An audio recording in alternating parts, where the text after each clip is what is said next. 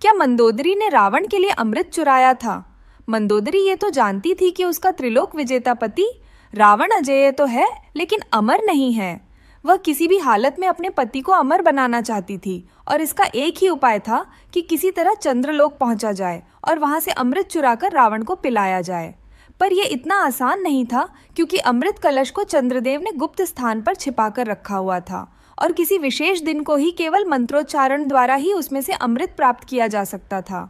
एक बार शरद पूर्णिमा के दिन उसे चंद्रलोक से निमंत्रण मिला, तो उसने निश्चय किया कि वह किसी तरह अमृत कलश को चुराकर लंका ले आएगी।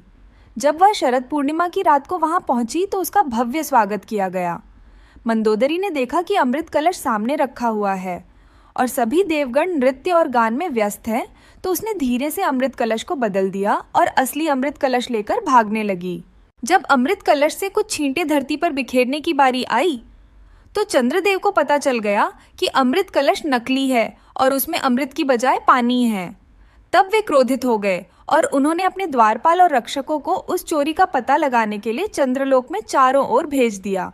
कुछ रक्षकों ने आकर चंद्रदेव को बताया कि उन्होंने मंदोदरी को हाथ में कलश लेकर चंद्रलोक से बाहर की ओर भागते हुए देखा है। तब चंद्रदेव ने अपने पूरे रक्षकों को उसे पकड़ने के लिए भेजा। जब मंदोदरी को यह पता चला कि वह चारों तरफ से घिर गई है और अब उसका बचना मुश्किल है, तो उसे एक उपाय सूझा। वह एक स्थान पर रुकी और अपनी अंगूठी की एक गुप्त जगह में अमृत की कुछ बूंदें डालकर उसका ढक्कन बंद कर दिया और अमृत कलश वहीं छोड़कर भागने लगी।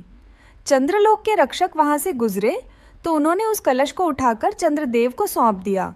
जब मंदोदरी ने देखा कि चंद्रदेव उसे पकड़ने के लिए आ रहे हैं, तो उसने माता की शक्तियों का स्मरण किया